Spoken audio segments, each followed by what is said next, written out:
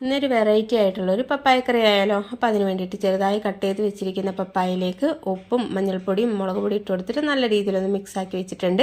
ഇനി വേറൊരു പാനിലേക്ക് വെളിച്ചെണ്ണ ഒഴിച്ച് കൊടുത്തിട്ട് ഓൾ സ്പൈസസ് ഇട്ട് കൊടുക്കാം. അതിനുശേഷം ഒരു മീഡിയം സൈസുള്ള സവാളയും അതിന് ആവശ്യത്തിലുള്ള ഉപ്പ് ചേർത്ത് കൊടുത്തിട്ട് നല്ല രീതിയിലൊന്ന് കുക്ക് ചെയ്തെടുക്കാം.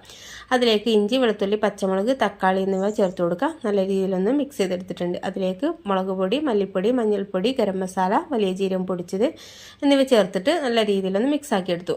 ഇനി അതിലേക്ക് നമ്മൾ മാറ്റി വെച്ചിരിക്കുന്ന പപ്പായ ഇട്ട് കൊടുത്തിട്ട് ചൂടുവെള്ളം ഒഴിച്ച് കൊടുത്തതിന് ശേഷം നല്ല രീതിയിലൊന്ന് കുക്ക് ചെയ്തെടുക്കാം. കുക്കായി വരുന്ന സമയത്ത് തേങ്ങാപ്പാൽ ഒഴിച്ച് കൊടുത്തിട്ട് ഒന്ന് തിളവരട്ടെ. ആ സമയത്ത് നമുക്ക് ഫ്ലെയിം ഓഫ് ചെയ്യാം. ഇനി അതിലേക്ക് ഒരു വറവ് തയ്യാറാക്കിയാലോ. അതിന് വേണ്ടിയിട്ട് 1 ടേബിൾ സ്പൂൺ വെളിച്ചെണ്ണ ഒഴിച്ച് കൊടുത്തിട്ടുണ്ട്. ചെറിയ ഉള്ളി ഇട്ട് കൊടുത്തിട്ട് നല്ല രീതിയിലൊന്ന് മൂപ്പിച്ചെടുക്കാം. അതിലേക്ക് കറിവേപ്പില, വറ്റൽമുളക്, കുറച്ച് കുരുമുളക് കൂടി ഇട്ട് കൊടുത്തിട്ട് ഒന്ന് വഴറ്റിയെടുക്കാം. ഇതിൻ്റെയൊക്കെ പച്ചമണം മാറുന്ന സമയത്ത് നമുക്ക് കറിയിലേക്ക് ഇട്ട് കൊടുക്കാം. ഇത്രയേ ഉള്ളൂ. അപ്പോൾ നമുക്ക് അടുത്ത നല്ലൊരു വീഡിയോ ആയിട്ട് വീണ്ടും കാണാം. Okay, thank